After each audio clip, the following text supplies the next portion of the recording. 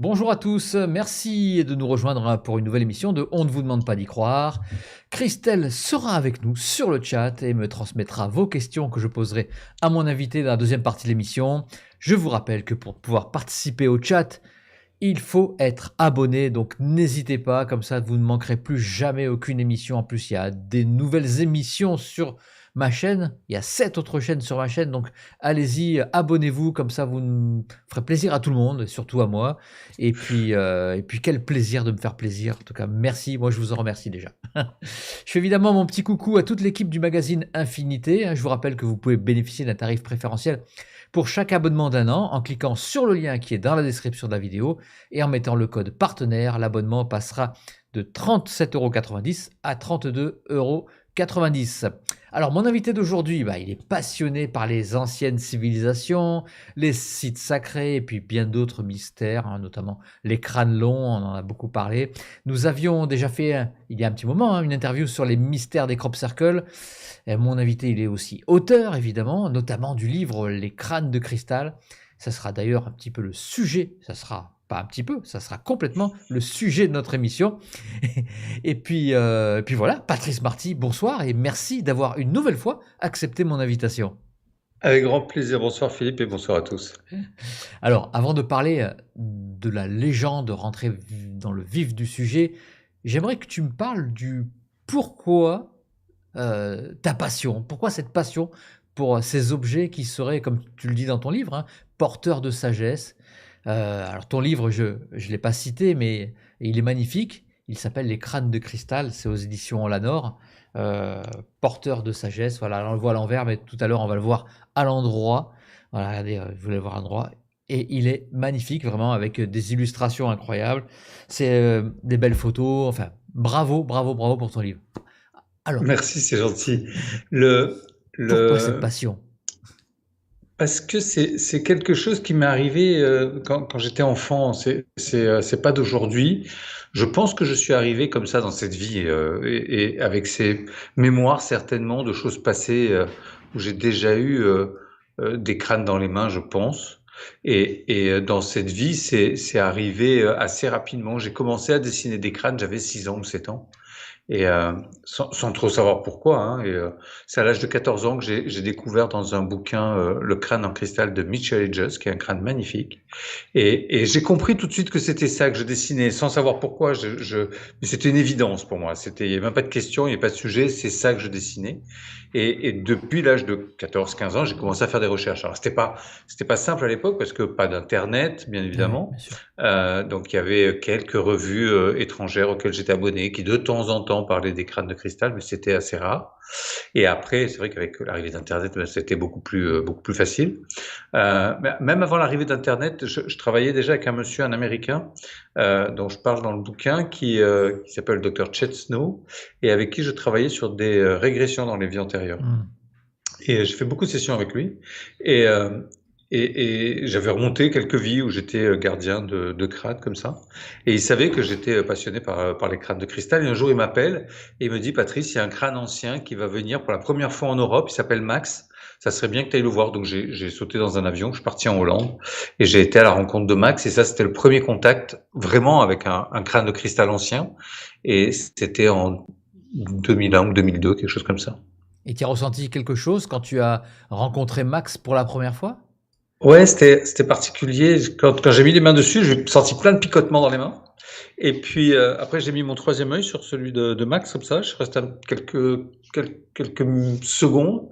Et en quelques secondes, j'ai eu plein d'images qui sont arrivées, qui passaient dans ma tête, devant mes yeux. Je sais pas comment dire, comme si un film qui déroulait. J'ai eu l'impression que ça durait très longtemps. Et en fait, pas du tout, parce qu'on était nombreux à faire la queue pour essayer de faire un contact avec Max. Et, et, euh, et j'ai vu plein de choses que je connaissais pas. Et après, j'ai fait des recherches et c'était les Mayas en fait. Et c'est comme ça que l'année d'après, tout de suite, j'ai organisé un voyage pour aller au Mexique et me reconnecter avec l'énergie des Mayas que je ne connaissais pas. Et voilà, et l'histoire a été lancée. Alors parle-nous un petit peu de cette légende, cette croyance, cette tradition, je ne sais pas comment on peut l'appeler. Parle-nous de ces artefacts. Qui les Alors c'est vrai que a... c'est une euh, tradition orale, donc ouais, il y a peu d'écrits. Le seul écrit qu'on ait, c'est une page de codex sur lequel il y a des crânes. C'est la seule page de codex, parce que les codex malheureusement ont beaucoup été détruits par les Espagnols. Euh, et la légende raconte que au commencement, il existait 12 mondes, que chaque monde aurait mis toute sa connaissance dans un crâne en cristal, et que ces 12 crânes auraient été ramenés sur la planète des enfants, la planète Terre. Et les crânes étaient conservés dans une pyramide en Atlantide, et cette pyramide, il l'appelait l'Arche. Et c'est vrai que le mythe d'Atlantide, on le retrouve dans les cultures du monde entier. Hein. C'est partout. Chez les Mayas, ça se dit Atlantia, donc c'est quelque chose qui est très connu.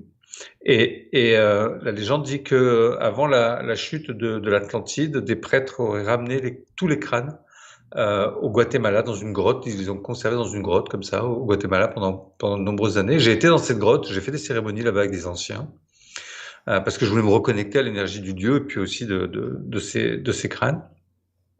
Et donc là, on parle de 12 mondes galactiques forcément. Donc c'est aussi une connexion avec là-haut, avec les frères des étoiles. Et donc ces 12 crânes ont été ramenés sur Terre. Mais la légende nous parle de 13 crânes. ouais. Donc on pense qu'il y a un 13e crâne qui aurait été fait sur Terre en Atlantide.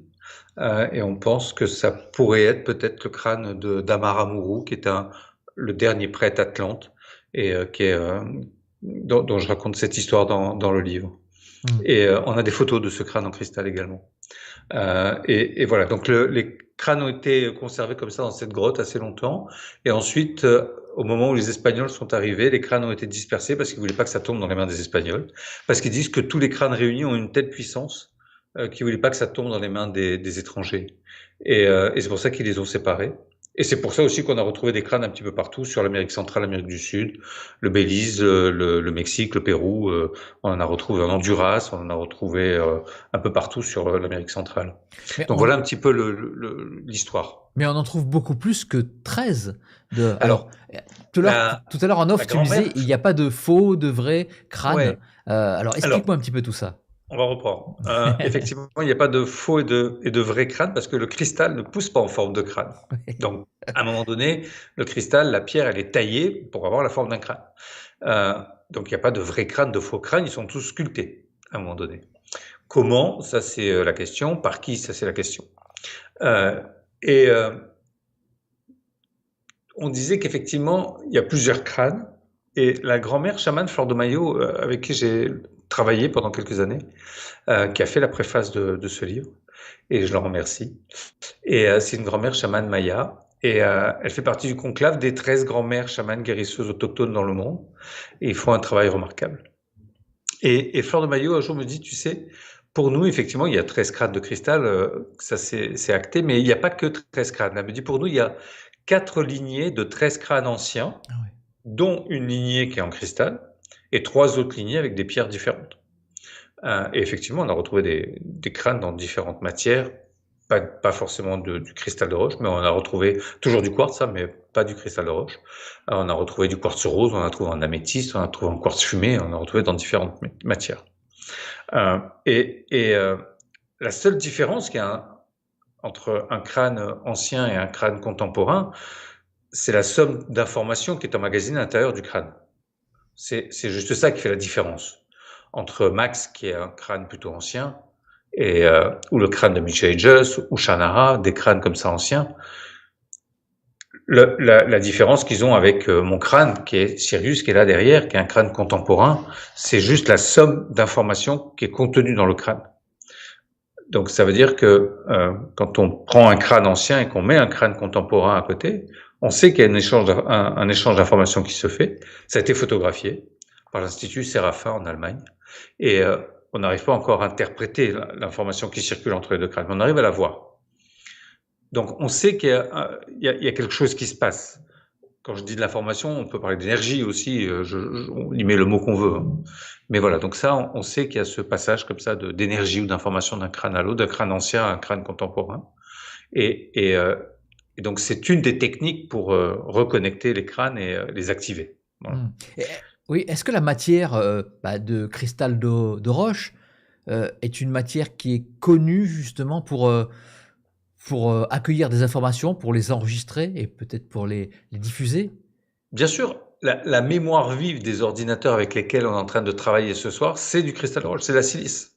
C'est la mémoire vive des ordinateurs. C'est pour ça que tous les grands fabricants d'ordinateurs ont des départements de cristallographie intégrés, parce que c'est la mémoire des ordinateurs. Et pendant des années et des années, il fallait du cristal de roche, de la silice pour faire de la mémoire des ordinateurs. Donc c'est pas dingue que les crânes de cristal soient des ordinateurs comme ça dans lesquels ces civilisations évoluées auraient mis toutes leurs connaissances et les auraient ramenés sur Terre. C'est pas fou puisque nous aujourd'hui, la mémoire de nos ordinateurs, c'est du cristal de roche. Donc pourquoi pas? Et le cristal est une pierre particulière, effectivement, c'est une pierre qui a la capacité d'emmagasiner l'information, restituer l'information. Parce que c'est la pierre qui contient le plus d'eau, le cristal. Et le cristal fait partie intégrante de notre technologie aujourd'hui. On le retrouve donc dans les ordinateurs, mais dans les satellites, les panneaux solaires, le micro dans lequel je parle, c'est parce qu'il y a un éclat de cristal à l'intérieur qui permet d'amplifier la voix, parce que le cristal a la capacité de tout amplifier. Si vous faites une méditation avec un crâne en cristal, la méditation sera beaucoup plus importante, beaucoup plus, peut-être plus fine, plus différente, parce que le cristal a cette capacité d'amplifier. On sait que quand on met les mains sur un quartz, sur un cristal en cristal de roche, il y a un effet, ce qu'on appelle l'effet piézoélectrique, ça génère de l'électricité et ça génère une énergie. Et on sait que le cristal a cette capacité comme ça d'augmenter et d'expanser les choses. Donc c'est pour ça que c'est important quand on travaille avec un crâne en cristal, toujours être aligné. Souvent on me demande comment on fait pour travailler avec un crâne en cristal. Je dis toujours, faut être connecté à l'énergie du cœur, pas avec le mental. Si on est avec le mental, il n'y a rien qui se passe. C'est vraiment la clé pour travailler avec les crânes, c'est vraiment le cœur. C'est l'amour. Voilà, c'est la clé. Tu as fait une expérience qu'on retrouve dans ton livre, et puis on la voit juste à côté de toi, elle est sur ta gauche. Tu t'es photographié avec, alors tu vas m'expliquer cet appareil qui photographierait l'aura, Ouais. et sans le crâne donc, et avec des crânes différents. Oui, ça j'avais voulu faire ça pour savoir ce que générait ou ce que faisait un crâne de cristal sur l'énergie éthérique et astrale de l'aura. Et donc aujourd'hui, aujourd'hui il existe différentes techniques pour faire des photos de l'aura. Et là, c'est une dame qui vient souvent sur mes salons, et c'est une technique où on met les mains sur des plaques en métal et elle fait une photo avec un appareil qui a une pose qui est très lente en fait, qui permet de capter justement l'aura des personnes. Donc la dame, elle passe 1 heure pour t'expliquer une photo, elle y passe 1 heure et elle voit tellement de choses dedans que voilà. Moi, j'ai pas ces connaissances-là, mais voilà. Moi, ce qui m'intéressait, c'était de voir que quand je fais une photo de mon aura tout seul, mon aura, il a une couleur.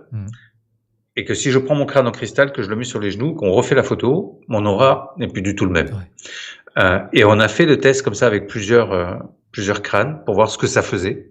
Et la dame, à chaque fois, elle m'explique que tel crâne, c'est plutôt la guérison, plutôt la puissance, plutôt le masculin. Enfin, elle voit des trucs dedans que moi, je vois pas.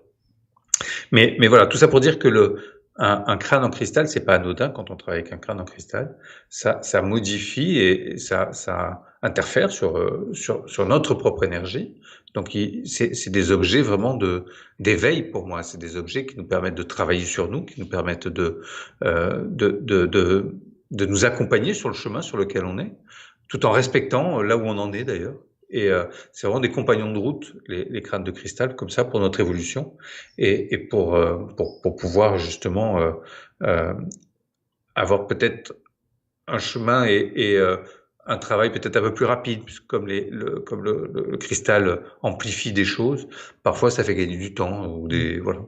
Donc pour moi, c'est vraiment des outils d'éveil aujourd'hui et qui permettent de se reconnecter à soi, mais pas que, parce que comme tu le disais, le sous-titre du bouquin, c'est porteur de sagesse. Pourquoi porteur de sagesse? Parce que ils sont le crâne, c'est un symbole qui est fort. C'est vrai que s'il y a une chose que vous devez retenir, c'est que le crâne, c'est pas un symbole de mort. Ça, c'est l'Église catholique qui a changé ça et qui en a fait un symbole de mort, la symbolique du crâne. Comme le serpent, ils en ont fait l'animal du mal, alors que c'est un symbole de guérison, les serpents. C'est le caducée des médecins, c'est le caducée des pharmaciens. Euh, et, et vraiment, c'est un symbole de connaissance, les crânes. Dans les cultures du monde entier, c'est un symbole de connaissance. Il y a que l'Église catholique qui en a fait, qui l'a détourné, mais partout, c'est un symbole de connaissance. Et pourquoi la connaissance? Pourquoi le crâne? Parce que c'est le siège de notre cerveau et de notre intellect, mais pas que. C'est aussi là où on a le troisième œil pour se reconnecter aussi avec les mondes invisibles. C'est le chakra coronal aussi pour se reconnecter justement avec le divin, la source. On y met les mots qu'on veut. Hein, j'ai pas de souci là-dessus. Mais voilà. Et le crâne en cristal nous permet justement de travailler sur ce troisième œil, sur la glande pinéale, la pituitaire, le chakra coronal. Donc voilà, ça permet de se rapprocher de qui on est vraiment et de notre source et de faire ce travail justement comme ça pour évoluer, qui est le travail d'une vie en fait. Hein. Et qu'en est-il des crânes fabriqués de façon industrielle? Parce qu'il y en a des très beaux, mais Bien sûr. est-ce que on peut faire une méditation avec ces crânes-là? On aura le même pouvoir, on va dire, que tous ces crânes qui sont antiques. Alors, Ouais. est-ce Alors que... capacité, pas pouvoir. J'aime pas les Ok, trucs de pouvoir. d'accord. Déjà. Euh, ouais. Tiens, Et un crâne contemporain, si vous faites rien avec, il aura autant d'effets que si vous aviez une lampe de chevet sur la table de nuit, quoi. d'accord. Donc il y a tout un protocole pour pouvoir travailler L'activer? avec les crânes, l'activer, d'abord le nettoyer quand on reçoit un crâne. Il faut d'abord le nettoyer parce qu'on ne sait pas qui a sorti ce cristal de la terre-mère, comment il a été sorti. Est-ce que c'est une pierre qu'ils ont trouvée? Est-ce qu'il a été tapé avec des pioches? Est-ce que ça a été pété à la dynamite? Tu vois, donc il y a des mémoires aussi. Le cristal emmagasine beaucoup d'informations.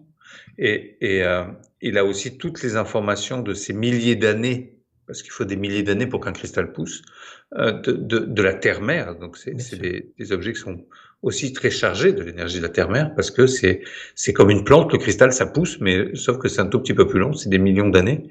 Et donc il faut pouvoir nettoyer les crânes parce que on ne sait pas non plus qui l'a sculpté, comment il a été sculpté, par qui, dans quel état émotionnel était le sculpteur au moment où il a fait ce travail. Normalement, quand on taille un crâne en cristal, on doit être un petit peu aligné, j'imagine, mais on sait pas. Peut-être qu'il s'est disputé avec sa femme le matin, et voilà. Et donc voilà, donc il faut nettoyer d'abord les crânes quand on les reçoit, et ensuite il faut effectivement les recharger, les activer, et à partir du moment où on a un crâne et qu'on l'active et qu'on fait des choses avec. Alors moi, je voyage beaucoup, je parcours la planète, je vais aux quatre coins du monde, là, mi-avril, là, je repars au Pérou pendant 15 jours, et on va faire des cérémonies sur des sites sacrés, au Machu Picchu, on va faire des levées du soleil là-haut, enfin voilà, donc on fait des cérémonies avec des chamans, donc ça, c'est une forme d'activation. Il y en a plein d'autres qu'on peut pratiquer. C'est pas besoin de partir à l'autre bout de la planète. Faire une méditation au pied d'un arbre, dans une forêt ou dans une source, une rivière, ça marche aussi très bien. Mais voilà, donc et à partir du moment où on va commencer à l'activer le crâne, même contemporain, mais il va commencer à se passer des choses. Voilà. Et après, si vous avez la possibilité de le mettre en contact avec un crâne qui est ancien, c'est encore mieux parce que là, il y a vraiment des échanges d'informations qui se font. Moi, j'ai la chance que Sirius, il a été en contact quasiment avec tous les crânes anciens que j'ai répertoriés dans le bouquin, et quasiment, pas tous, mais presque. Et donc voilà, donc il est chargé aussi de tout ça, de tous les voyages que j'ai fait depuis, ça fait 20 ans maintenant que c'est un compagnon de route, et que je trimballe partout et qui m'a suivi dans toutes mes aventures, et Dieu sait que j'en ai eu grâce à lui et avec les crânes. Mais justement, on va parler des aventures que tu as eues avec tes crânes. Est-ce que tu peux me parler un petit peu des aventures que tu as eues avec des cétacés? Alors, il y en a eu deux incroyables, hein. Ouais, Enfin, deux que tu as notés dans ton livre, évidemment. ouais, parce que après, c'est des choix qu'il fallait faire. Le premier que tu évoques, on a évoqué tout à l'heure, c'était à l'île de la Réunion, parce Ouais. que je suis originaire de là-bas, et, euh, et j'ai pendant longtemps organisé des voyages pour aller nager avec les dauphins, pardon, avec les baleines là-bas. Et j'ai une connexion avec les baleines qui est incroyable. J'adore ces êtres sont pour moi des maîtres et qui nous font un bien fou et voilà qui sauvent la planète, j'ai pas de mots pour décrire l'énergie des baleines. C'est certainement pour moi les êtres les plus intelligents qui existent aujourd'hui sur Terre. Et un jour, on était sur un petit bateau, on était une dizaine, et là, il y a un bébé avec sa maman qui sont là, qui sont à 200, 300 mètres de nous. Et on va arrêter le bateau pour voir comment se comportent la maman et le bébé. Et là, le bébé, il quitte la maman, chose qui n'arrive jamais. Les bébés restent toujours avec les mamans. Et il vient vers notre bateau et il se met devant le bateau, comme ça, sur le côté du bateau.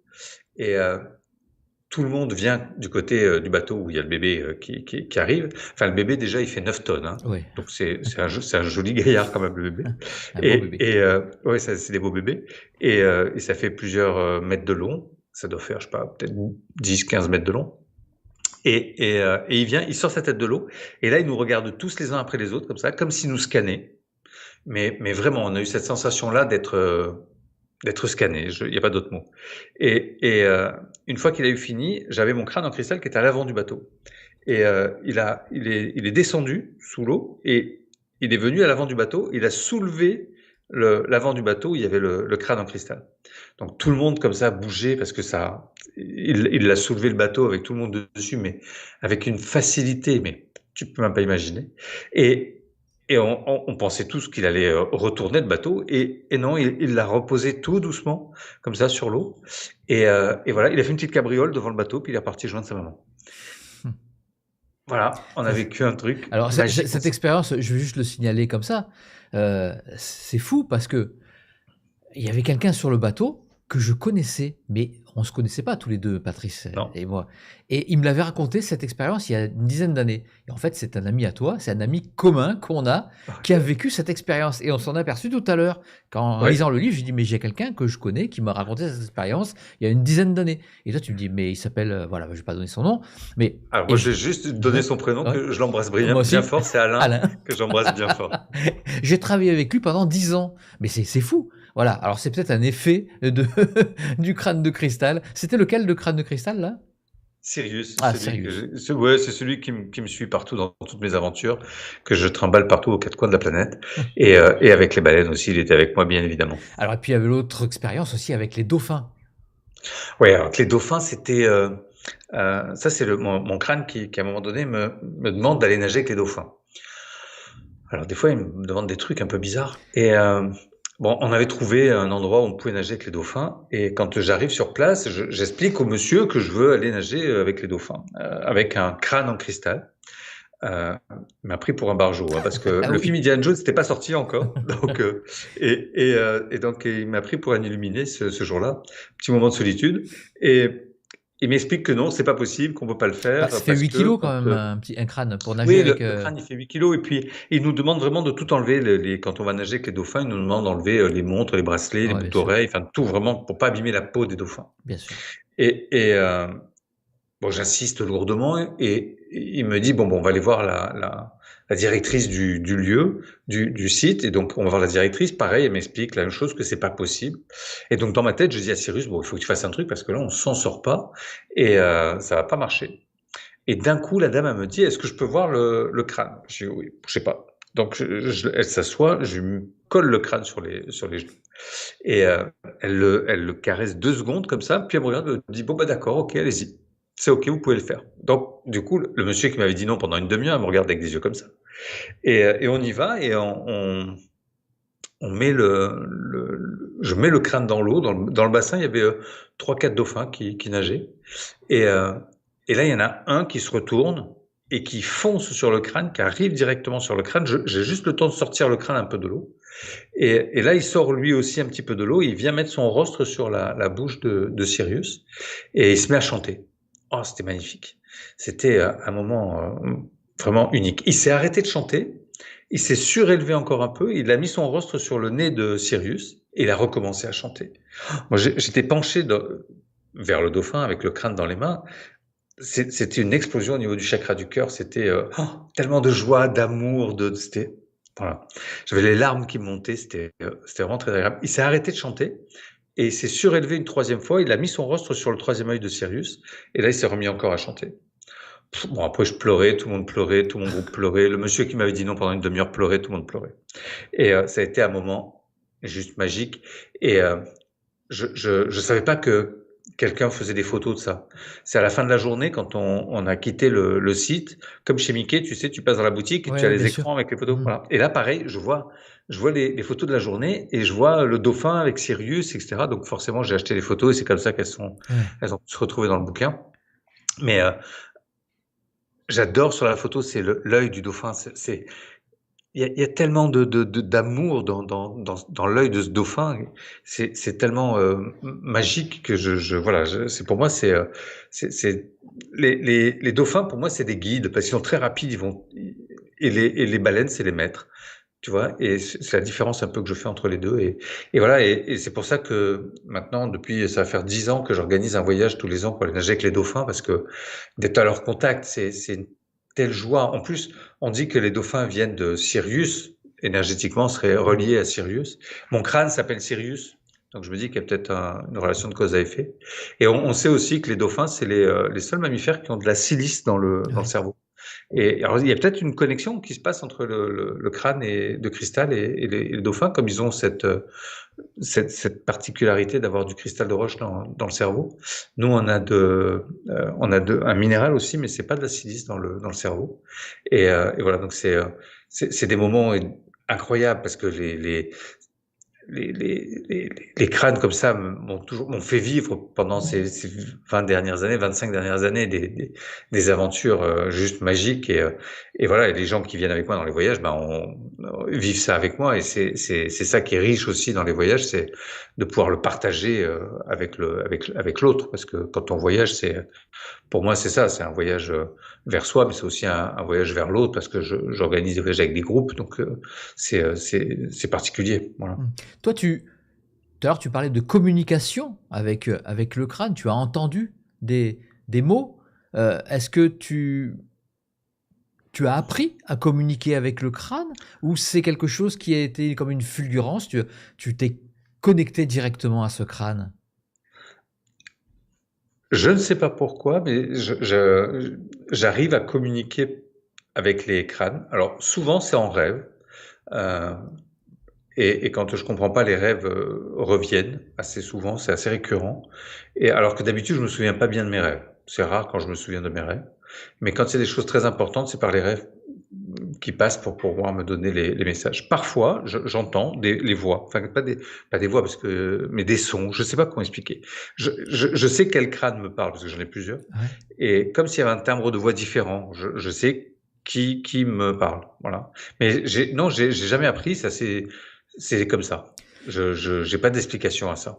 Est-ce que tu crois qu'un jour, on inventera une machine, quelque chose de matériel qui pourra décoder justement toutes ces informations qu'il y a dans le crâne? Ou alors, ça, la machine, ça sera peut-être nous, une montée en vibration, ou je ne sais pas. Les deux sont possibles. Soit demain, on arrivera effectivement à créer un appareil on posera peut-être le crâne dessus et il y aura peut-être des images holographiques qui vont en sortir, ou des sons, ou que sais-je. Mais donc bon, ça c'est une possibilité. Ou alors après peut-être qu'effectivement la machine, peut-être ça sera nous, et après peut-être une évolution en même temps que celle de la Terre, je sais pas, de monter de vibration, d'avoir ces capacités-là. Il y a des médiums qui aujourd'hui ont des capacités qu'on n'explique pas. Pourquoi pas? Je me dis qu'aujourd'hui, on n'est pas à l'abri que quelqu'un demain puisse lire comme ça les crânes, et comme un livre ouvert. Et pourquoi pas? J'adorerais ça, ouais. Tu as fait des expériences avec des médiums qui sont allés un petit peu essayer de capter un petit peu ce qu'il y avait comme information dans ces crânes? Alors non, moi je l'ai pas fait encore. Ça a été fait aux États-Unis par différents chercheurs que j'évoque dans le bouquin. L'un d'entre eux m'a donné tout le protocole qu'ils ont mis en place là-bas aux États-Unis pour faire ça, justement. Et voilà, c'est un projet que j'ai de pouvoir réaliser ça avec peut-être une dizaine de médiums, effectivement, avec un protocole très précis qui sera le même pour tout le monde. Mmh. Et de pouvoir filmer ça et d'en faire un bouquin aussi, c'est l'idée que j'ai sur les crânes. Voilà. Très belle idée en tout cas. Ouais. Et est-ce que tu as déjà eu, tu as pas capté, mais est-ce que tu as eu en vent d'informations sur l'avenir de la planète? Justement parce que normalement on devrait réunir les 13 crânes, il devrait se passer des choses, une élévation, justement de notre, Le message ça doit être arrivé dans la 5D? ouais, alors la légende dit que quand les 13 crânes Ouais. seront réunis, ils ont un message à délivrer à l'humanité. Pas plus, pas moins. Donc, parfois, j'entends des choses un peu rocambolesques sur les messages des crânes, que c'était la fin du monde, enfin, avec 2012, c'était la fin du monde, Ouais. enfin, plein de choses. Mais non, ça dit juste ça, qu'ils ont un message à délivrer à l'humanité. Il n'y a pas plus. Donc, on n'en sait rien sur ce qui peut en sortir de ça. Et quand les 13 crânes seront réunis, il parlait de la date, effectivement, de 2012, qui devait se réunir en 2012. Est-ce que ça a eu lieu? Je ne sais pas.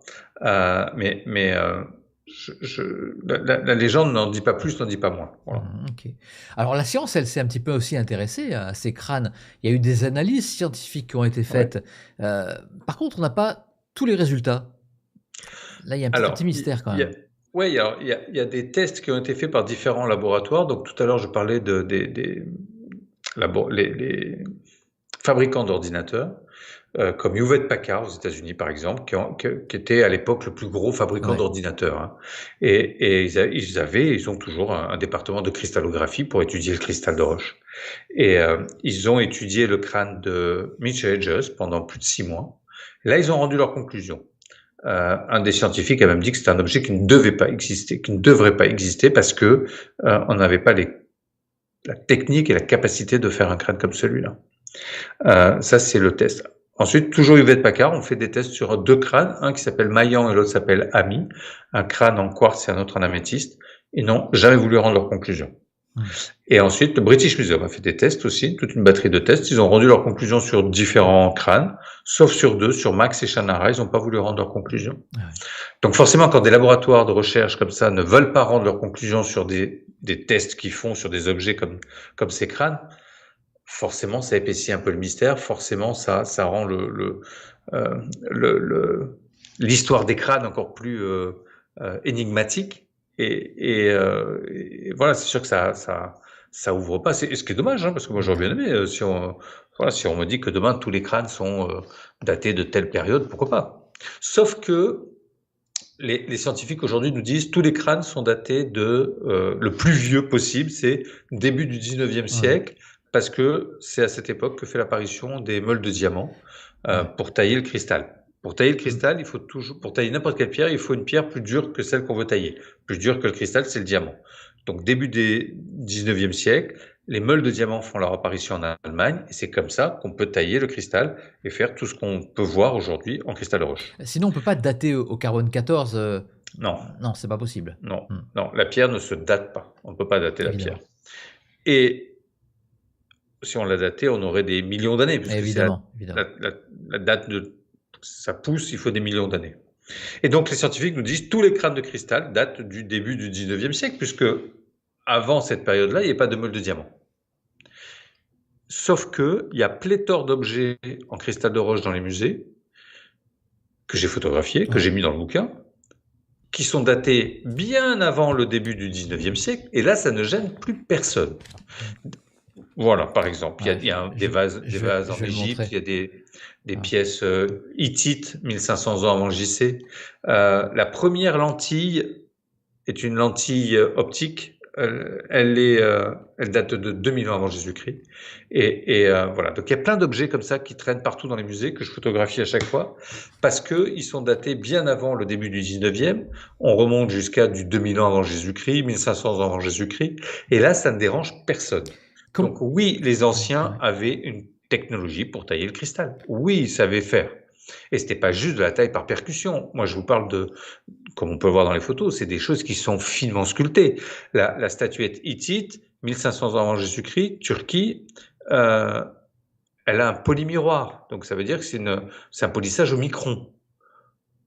On savait pas faire 1500 ans avant Jésus-Christ, normalement. Et pourtant, ils avaient cette technologie où ils savaient le faire. Donc pourquoi pas des crânes en cristal aussi qui sont datés et non pas au début du 19e. Voilà, mais la science actuelle nous dit tous les crânes 19e, il n'y a pas de débat, c'est QFD.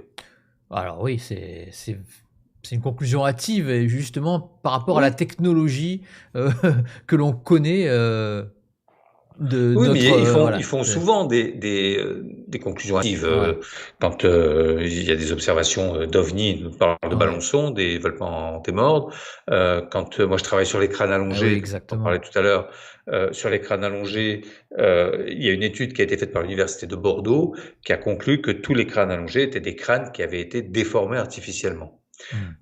Sauf que l'analyse qui a été faite par l'université de Bordeaux ne portait uniquement que sur des crânes déformés artificiellement. Et oui. Ils n'ont jamais pris un vrai crâne allongé qui n'était pas déformé artificiellement. Hmm. Donc forcément, l'étude est biaisée. Mais aujourd'hui, l'étude de l'université de Bordeaux fait référence, et tous les scientifiques nous disent, les crânes allongés, ils rejettent ça d'un revers de la main en disant, ils sont tous déformés artificiellement. D'ailleurs, il y a un crâne de cristal allongé aussi, il y a une photo. Oui, ça c'est un crâne que j'ai cherché pendant plus de 6 ans, qui s'appelle Popol Vuh. Et pareil, c'est un crâne dont j'avais été le gardien dans le passé. Quand j'étais au Guatemala, dans une vie passée, j'étais gardien de ce crâne. Et à chaque fois que j'allais au Guatemala, je ne pouvais pas sortir du Guatemala sans être malade. Mais vraiment, c'était violent. Hein, je perdais connaissance. Hein, c'était pas, voilà, c'était très très compliqué. Et et donc, je me suis mis en quête de rechercher ce crâne. J'ai cherché pendant plus de 6 ans. Et parce que je m'étais dit, peut-être que le jour où je vais retrouver ce crâne, eh ben je pourrais quitter le Guatemala sans être malade. Et c'était vraiment mon cheval de bataille, le truc. Et c'est effectivement ce qui s'est passé. Donc, au bout de 6 ans de recherche, j'ai fini par le retrouver. Et maintenant, je peux rentrer, sortir du Guatemala sans avoir de problème. Et c'est un crâne qui est un petit peu allongé, oui, effectivement. Hmm. Et il est magnifique, je l'adore, ce crâne. Est-ce que tu veux qu'on passe aux questions des internautes? Allez, allons. Allez, c'est parti. Alors, je vais quand même regarder s'il y a des questions, parce que je n'ai même pas regardé encore. Oui, ben oui, oui, merci beaucoup Christelle, elle a envoyé des questions. Alors avant de passer aux questions, je vais un peu parler de l'actualité de On ne vous demande pas d'y croire. D'ailleurs, on a une actualité commune, puisqu'on va se retrouver Absolument. samedi prochain vers Lyon. Alors je ne sais plus exactement comment ça s'appelle. Ça s'appelle Lausanne. Lausanne avec un Z, attention, hein. Exactement. C'est pas en Suisse, hein, c'est bien en France. Oui, oui, n'allez pas en Suisse pour venir nous voir, hein. Non, non, non, non, c'est pas très loin de Lyon. Voilà, donc le 22 et 23 mars, hein, se tiendra en région lyonnaise, à la Baraque d'Olivier, à Lausanne, les voies de la conscience et de la connaissance. Il y aura 10 conférences, dont Serge Boutboul, Nicolas Fraisse, Jean-Michel Raoult, Patrice Marty, évidemment, et pour ne citer que ceux qui sont déjà passés sur ma chaîne. Et puis ma conférence, hein, faut quand même que je vous le dise, elle aura lieu dimanche 23 mars. Et puis n'oubliez pas d'aller voir le film Témoin de Sonia Barcala, un magnifique film sur les expériences de mort imminente. Pour suivre l'actualité de ce film, rendez-vous sur le site internet du film, Témoin le film, où toutes les dates de projection sont mises à jour. Et puis vous savez, la chaîne On ne vend pas d'y croire s'est agrandie. Il y a 7 autres chaînes maintenant qui font des vidéos sur ma chaîne. Il y a donc Cyril Gaillet avec sa chaîne Anima, il y a Olivier Cros du Journal de la Source, il y a Sandrine Dupuis, Art TV, il y a Sandrine Reynaud de Scarabée Vibe, bientôt il y aura Erwan Le Courtois pour la chaîne Magazine Infinité que vous connaissez tous, Jean-Pierre Chommeton pour le magazine Native consacré au chamanisme et des peuples premiers, et Jean-Louis Lagneau du magazine LDLN consacré à l'ufologie. Et puis je vous donne rendez-vous aussi le 7, 8, 9 juin pour le plus bel événement de l'année, le festival numéro 3.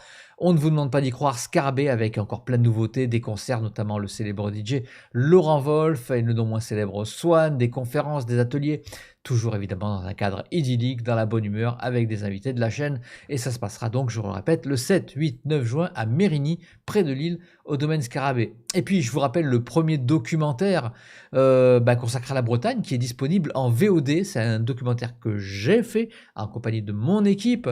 Le lien est dans la description de la vidéo. Il y en a d'autres qui vont suivre, évidemment. Je vais vous lancer comme le petit trailer pour vous donner envie de louer ce film en VOD. Et puis le lien, évidemment, dans la description de la vidéo.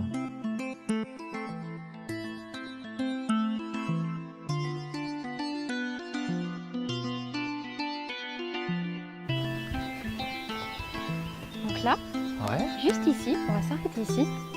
Si tu regardes bien, à un moment donné, tu vas sentir qu'on t'observe. Ah oui.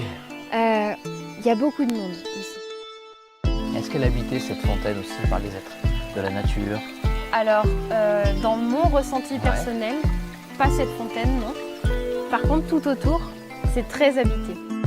Rentrer dans les bois, je vous demande juste d'accueillir l'esprit du lieu, de le remercier pour la visite, voilà, pour nous laisser le passage dans cet endroit particulier. Le druidisme a ça de particulier, nous tel qu'on le pratique, d'être adogmatique. Voilà. Il n'y a pas un livre sacré. Non. Le premier principe païen, c'est de vivre, mais de ne pas faire semblant. De le vivre vraiment, entièrement, pleinement, chaque instant. C'est un message qui donne envie de croquer la vie à pleines dents.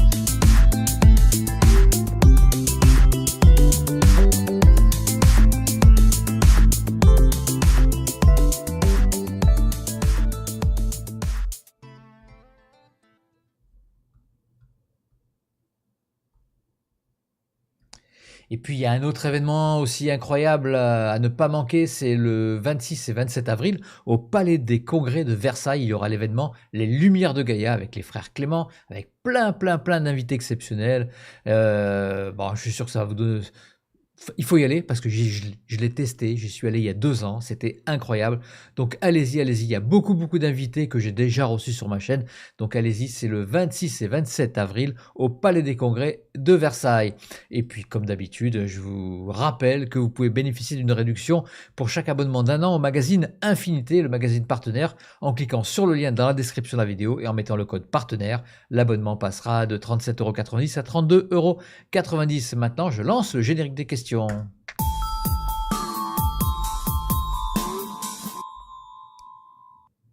Et je fais un gros bisou à Christelle, la meilleure modératrice du monde. Alors j'ai trouvé une abréviation MMDM, je trouve ça très bien, meilleure modératrice du monde. Christelle, bravo, tu as été décorée aujourd'hui par moi.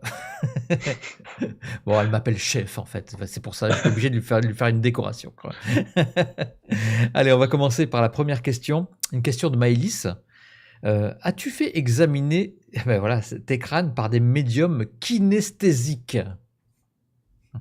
Non, comme on en parlait tout à l'heure, Ouais. non, ça je l'ai pas fait, mais vraiment c'est quelque chose qui trotte comme ça et voilà, j'ai tout le protocole, je sais exactement comment je veux le mettre en place, parce que je veux que tout soit filmé, que tout soit archivé et pour pouvoir en faire un bouquin derrière et donc je pense qu'on passera aussi par ce type de médium, bien sûr. On continue avec Sophienne 1974. Est-ce que le film de Indiana Jones est une histoire vraie avec les crânes de cristal?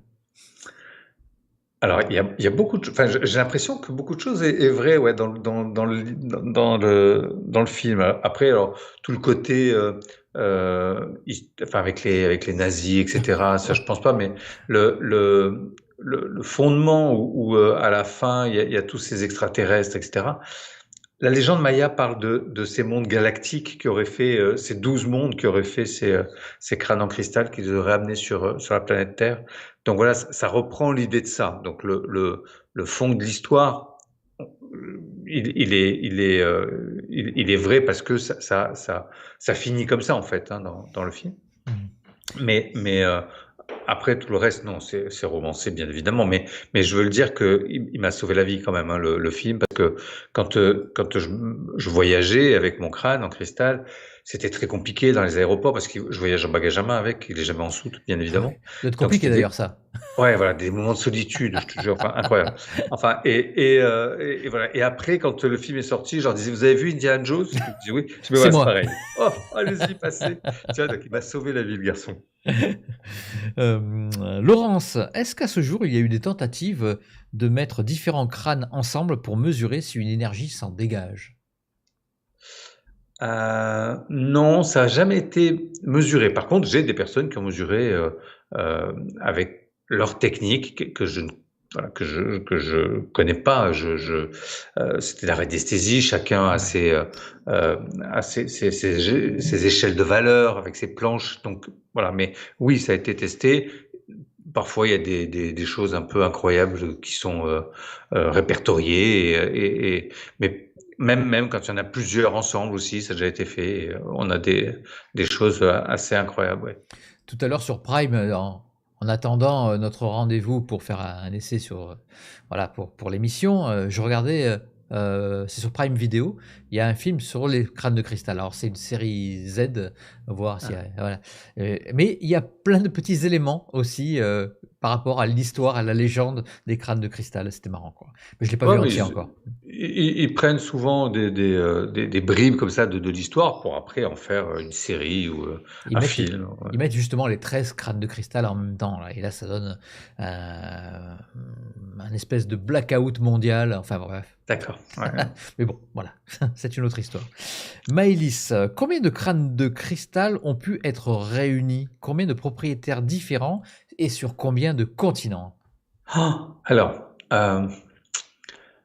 sur les 13 crânes de cristal de la légende, moi j'en ai répertorié 10 qui pour moi pourraient faire partie de cette légende des 13 crânes de cristal. J'ai aucune certitude que la liste que je propose soit bonne, hein. Encore une fois, c'est l'idée que j'en ai, hein. Donc ça, moi j'en ai répertorié 10. Après, ça veut dire qu'il en manque 3. Est-ce qu'ils ont été retrouvés, ils sont gardés par de riches propriétaires dans des collections privées? C'est possible. Est-ce qu'ils ont tout simplement pas été retrouvés? C'est possible aussi, hein, quand je vois que le LIDAR, il y a 15 jours, a découvert 10 000 cités en Amazonie qui n'ont jamais été explorées, qui sont toujours sous la végétation. Je me dis qu'il y a peut-être un crâne qui traîne quelque part, tu vois, donc c'est possible. Okay. Donc voilà, après les crânes, il y en a beaucoup, hein, qui ont été retrouvés, des anciens, hein, qui ont été retrouvés, mais sur la légende des 13, pour l'instant, j'en ai que 10, moi. On continue avec Laurence. Est-ce que ces crânes sont comme des ordinateurs? Voilà, tu en parlais tout à l'heure. Bon, après la question suivante, tu répondras ce que tu veux. Et est-ce que ça pourrait pas être un crâne humain ou d'une autre population? Est-ce que ça pourrait pas être un crâne humain?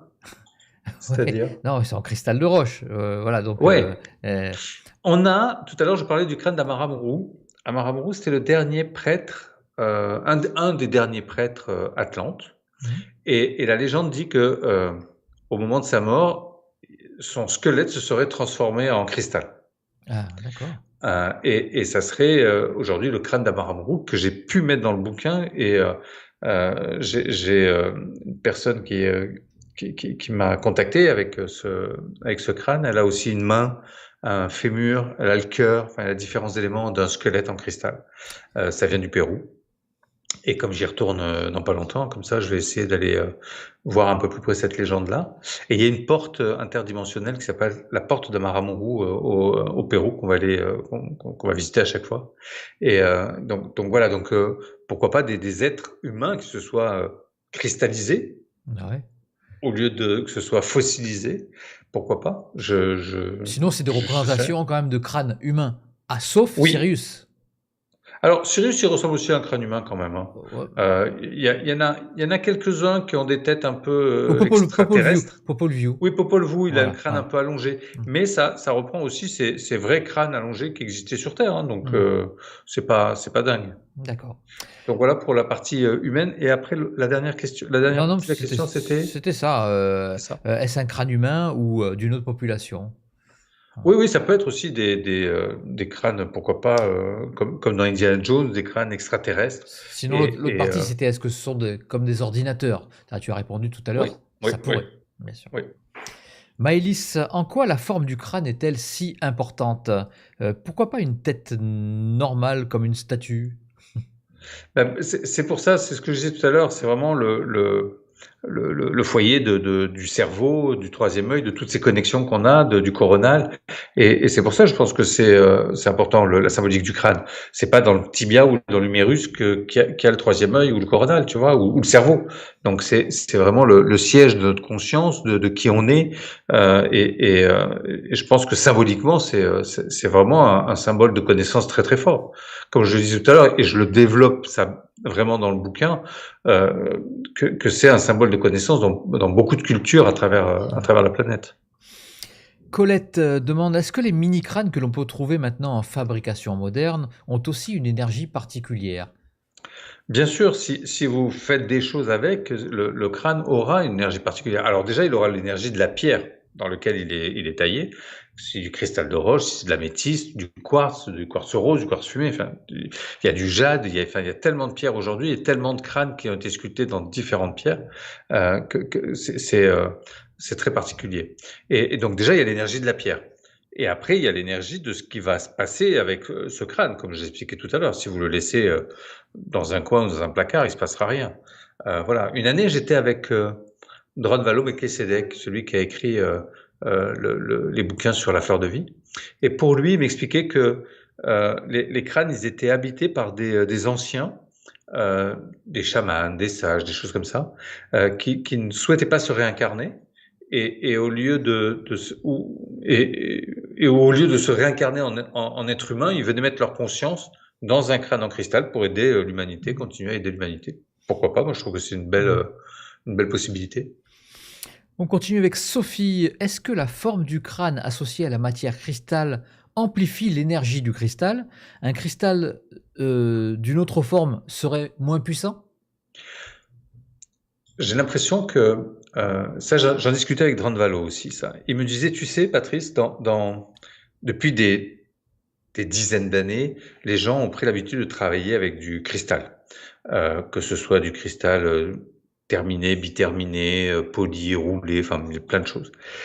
Et il me disait, maintenant, donc ça c'était il y a au moins 15 ans, hein, il me disait maintenant, de plus en plus les gens vont travailler avec des crânes de cristal parce que pour lui, pour Dron Valo, le fait que ce soit taillé en forme de crâne, c'était quelque chose de plus fin, de plus subtil.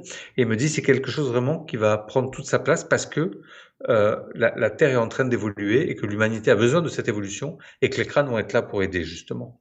Et pour lui, ça avait une sensibilité plus fine, plus différente des autres minéraux cristaux qui sont pas forcément taillés en forme de crâne.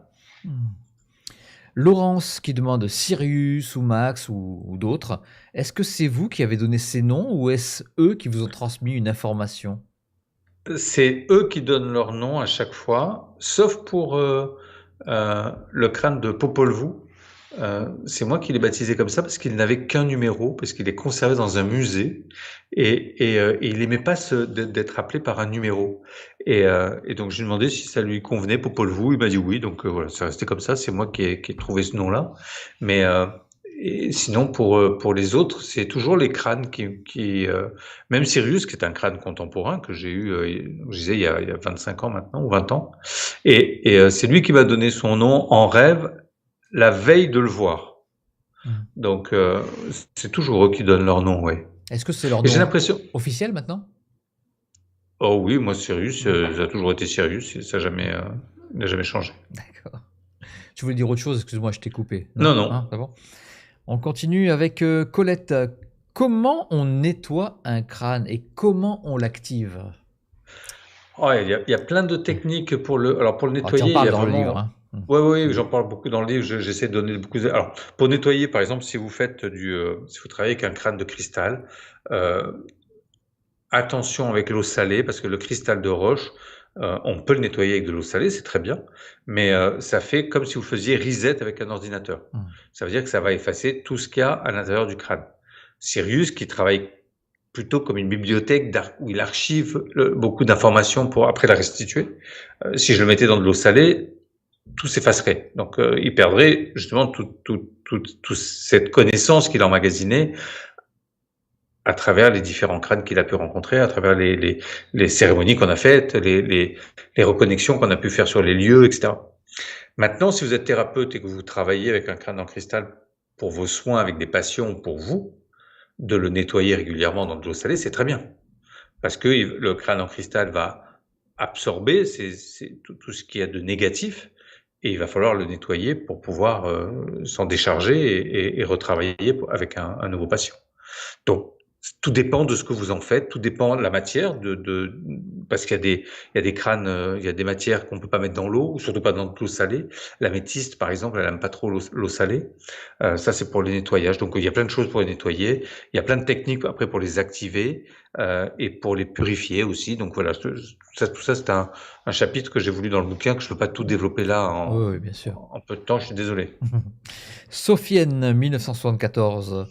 On peut faire les liens entre les crânes des cristals et les bols de cristal dans des soins énergétiques? Merci infiniment. Alors ça n'a pas du tout la même fonction. Hein. C'est vrai que on fait pas de son avec les crânes de cristal, mais par contre j'adore les soins et les sons des bols de cristal. J'organise des salons du bien-être. J'ai souvent des exposants qui proposent ces objets. C'est juste magnifique, mais c'est pas comparable. Il y a pas de conscience dans un bol de cristal comme on pourrait retrouver dans un crâne de cristal. Voilà, il n'y a pas d'interaction. Un bol de cristal, il ne m'a jamais donné son nom. Donc voilà. Ok. On continue avec Maëlys. Avez-vous fait de l'hypnose régressive pour savoir d'où vient votre connexion avec ces crânes? Alors oui, c'est ce que je disais tout à l'heure, j'ai fait plusieurs régressions dans des vies passées et j'ai eu plusieurs vies effectivement où j'étais gardien de crâne de cristal et certaines vies qui n'étaient pas très glorieuses d'ailleurs. J'étais un peu un peu beaucoup même dans le pouvoir et la manipulation en travaillant avec les crânes. Et donc voilà, je suis peut-être venu réparer tout ça dans cette vie d'ailleurs. Alors, une question auquel tu as répondu déjà, c'était la première question que je t'ai posée, c'est Maude qui la repose, mais comme elle est de La Réunion et qu'on a parlé de La Réunion, je vais la reposer. Comment en êtes-vous arrivé à vivre avec vos crânes de cristal? Tous les crânes, ils sont arrivés à moi. J'ai jamais choisi d'être le gardien d'un crâne. Et ça, c'est ce que je dis toujours. Si c'est pas nous qui choisissons un crâne, c'est toujours le crâne qui nous choisit. Et ils sont toujours arrivés à moi par des histoires incroyables. Mais je me suis jamais levé un matin en me disant tiens, je vais aller acheter un crâne en cristal. Tu vois, ça s'est toujours fait, ça s'est toujours proposé. Les crânes arrivent comme ça quand c'est le moment. Ça se fait, voilà. Et après, je vis très bien avec mes crânes de cristal, ça va. En tout cas, merci beaucoup, Patrice. Avec grand plaisir. Juste lancer, avant de te donner le mot de la fin, je vais parler un petit peu de la vie de ma chaîne, parce que ça fait maintenant 6 ans que ma chaîne existe. Et voilà, et depuis, il y a eu plus de 800 interviews, des heures de contenu passionnant et surtout une communauté incroyable et je vous en remercie. Elle grandit chaque jour, alors encore merci. Merci à vous, fidèles spectateurs, pour votre énergie, votre curiosité, votre soutien. Ici, alors sur cette chaîne, tout est 100% gratuit et accessible à tous. Et je veux que ça reste ainsi, sans compromis, pas de barrière, juste du partage, des rencontres inspirantes. Alors j'ai franchi, vous avez vu avec ma chaîne, une nouvelle étape avec un partenariat avec 7 autres chaînes pour encore plus de contenu qui j'espère sera aligné avec l'esprit de cette magnifique aventure que je vis et que nous vivons tous ensemble. Alors soyons honnêtes, rien de tout cela serait possible sans vous. La chaîne ne vit que grâce à la publicité YouTube et surtout vos dons. Et c'est grâce à vous que je peux rester totalement libre dans mes choix d'invités, de sujets, prendre le temps de creuser chaque interview pour qu'elle soit la plus riche possible, organiser des rencontres, des déplacements pour aller toujours plus loin. Alors si vous aimez cette chaîne, si vous voulez qu'elle continue d'exister, vous pouvez m'aider avec un simple don, même petit, ça fait toute la différence. Alors pour soutenir la chaîne, c'est très simple, cliquez sur le lien PayPal qui est dans la description de la vidéo. Un immense merci à vous tous et c'est grâce à vous que l'aventure, elle continue. Voilà, merci beaucoup Patrice, je vais remercier aussi toute mon équipe, meilleure modératrice du monde, MDM, voilà, meilleure modératrice du monde, Christelle, bravo Christelle, merci pour ton soutien aussi parce qu'elle est toujours là. Christelle à qui je fais plein de bisous, je remercie aussi Cyril, Laurent Jacques, bien sûr Laetitia, Carme, mon toutou, et puis mon fils Lisandre qui garde justement le chien pour pas qu'elle vienne nous embêter. N'oubliez pas non plus de vous abonner pour ne rien manquer. Alors vous êtes exactement combien vous êtes en temps réel, vous êtes 129 555 à être abonné à la chaîne, 129 555 à me motiver. Je vous dis merci, je vous fais 129 555 bisous. Et puis on va se donner rendez-vous mardi 25 mars, si j'arrive à trouver la vignette, voilà, avec David et Vincent Fontaine. Alors il sera question de tarot, d'oracle et de médiumnité bien sûr. Voilà maintenant Patrice, je peux te laisser le mot de la fin. Tout d'abord, je voulais te remercier pour l'invitation une fois de plus sur cette chaîne, parce que vous faites un boulot vraiment remarquable. Un petit coucou à Cyril qui doit être aux manettes aussi quelque part. Il doit être chez lui là, tranquille. Bon, ça va. Et tu t'embrasseras aussi Laurent Jacques pour moi. Et vraiment, j'étais ravi de partager tout ça avec vous. Et vous pouvez me retrouver sur mon site, c'est savoirperdu.com. Vous pouvez y retrouver aussi les voyages initiatiques que je fais chaque année. Et je serai en chair et en os sur le salon que j'organise à La Roche-sur-Foron à côté de Genève début avril et la semaine d'après sur Besançon. Donc si vous êtes dans le coin, n'hésitez pas à venir nous retrouver et ça sera avec grand plaisir qu'on pourra échanger. Puis j'espère te recevoir de nouveau très vite sur un des salons, Philippe. Déjà on va se voir samedi. On se voit déjà samedi, ouais, c'est vrai, on pourra en parler samedi. Allez, ça marche. Je vous embrasse. Et puis dans les salons évidemment, avec grand plaisir. Merci à tous, je vous embrasse.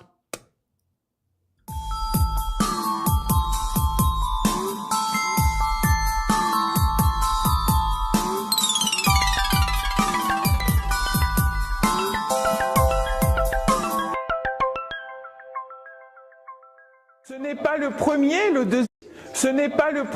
le deuxième, mais le troisième festival que vous allez venir fêter les 7, 8 et 9 juin 2025. Le troisième festival, on ne vous demande pas d'y croire, avec tous les invités de l'émission de Philippe Ferrer. Au programme des conférences de folie, 90 conférences sur 3 jours. Vous allez aussi pouvoir participer à des ateliers. Vous allez voir toutes les personnes sur le domaine et vous allez pouvoir profiter de tous ces instants de partage, des interviews de Philippe dans la salle Pivoine, des dédicaces, mais aussi plein de nouveautés cette année puisque nous accentuons le thème de la musique sur ce troisième festival. C'est avec plaisir donc que je vous attends les 7, 8 et 9 juin au domaine Scarabée et que je prendrai plaisir à vous recevoir et à m'occuper de vous pendant ces 3 jours. Lorsque vous serez inscrit, vous pourrez bénéficier de créneaux horaires dans lesquels vous pourrez vous inscrire pour des one-to-one avec nos invités, notamment les médiums, les voyants, mais aussi les guidances qui vous seront proposées. Ça sera à vous de choisir. Alors dépêchez-vous, il n'y aura pas de place pour tout le monde. En tout cas, je vous dis à bientôt et d'ici là, prenez soin de vous.